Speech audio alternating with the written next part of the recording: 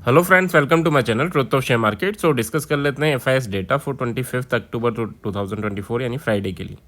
अब क्या कल रिवर्सल कर सकता है?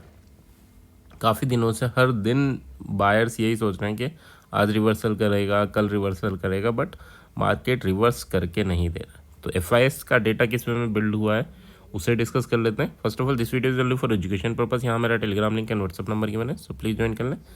स्टार्ट करते हैं with FIS cash market. Cash market में आज भी 5,000 करोड़ की इन्होंने सेलिंग की है एंड डीआईएस ने कैश मार्केट में 3600 करोड़ की बाइंग की।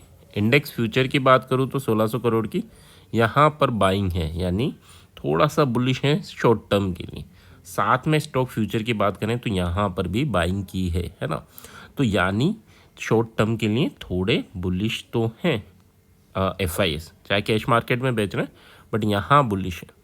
विक्स डाउन हुआ है, दैट मीन कि यहाँ पर भी पॉजिटिव है।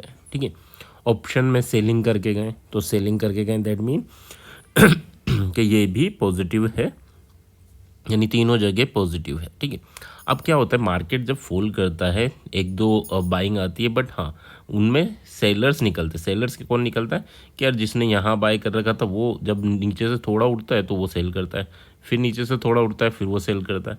ठीक है, तो थोड़ी जैसे बाइंग आ रही है तो सेलिंग हो रही है, बट जैसे ही ये सेलर्स हट जाते हैं तो फिर एक अच्छा मूवमेंट आता है।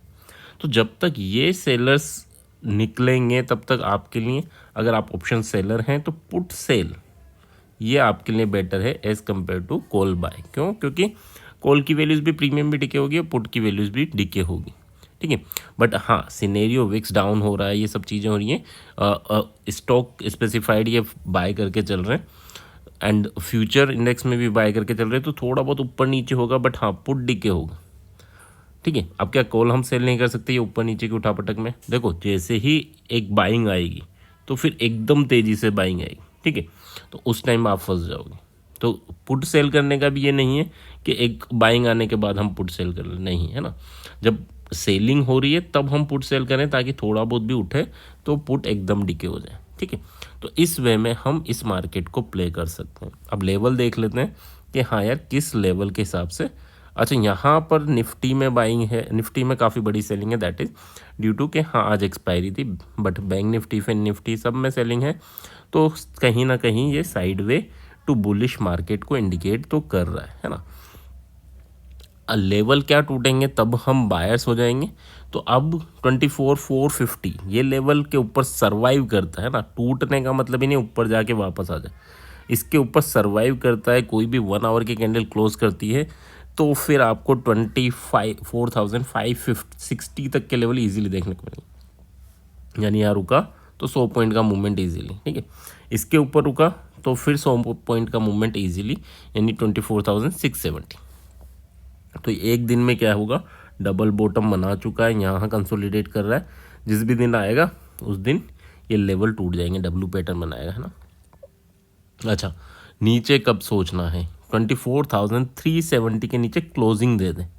ठीक है, अगर क्लोजिंग देता है तो फिर आपको 370 के बाद 260 तक के लेवल और फिर 130 तक के लेवल इजीली देखने को मिलेंगे डाउनवर्ड डायरेक्शन। तो आप ये रेंज ध्यान रखना, 370 से 450। ठीक है, इसके बीच में तो ट्रेड करना ही नहीं है। बट हाँ ये टूट जाए और यहाँ सर्वाइव करे तभी बाय करेंगे, ये टूट जाए और यहाँ सर्वाइव करे तभी सेल करेंगे। अब ये कंडीशन बचती है कि यार इतनी देर रुकना, तो 15 मिनट की कैंडल लगाना, जैसे ही टूटे उस कैंडल के लो को एसएल मार्क कर लेना। ठीक है, नीचे आए तो एसएल पे कट कर देना अगर आप एग्रेसिव हैं तो, है ना। सिमिलर वे में अगर सेलिंग अपॉर्चुनिटी दिखे और अगर कैंडल ब्रेक डाउन करे तो उस कैंडल के हाई को एसएल में लगा देना।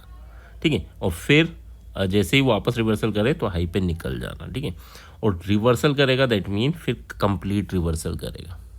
तो आई होप यहाँ लेवल वाइज हमें क्लियर होगा निफ्टी के बारे में।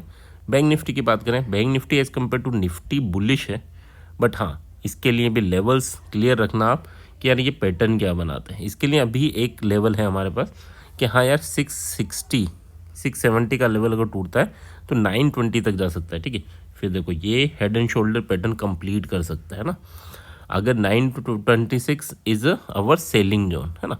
और यहाँ से हम 200-300 पॉइंट के एसएल के साथ सेल कर सकते हैं, बड़ा सेलिंग है ना। तो एक तो इसके लिए भी हम प्रिपेयर रहेंगे इस लेवल को, और ये टूटेगा तो ये बाइंग और ये सेलिंग, ये दोनों चीज़ों के लिए। बट जब सेल करेंगे तो टारगेट हमारा एटलीस्ट 250 का रहेगा, ठीक है। ओके, अगर 490 टूटता है तो 250 और 51,000 तक के टारगेट हमें देखने को मिल सकते हैं।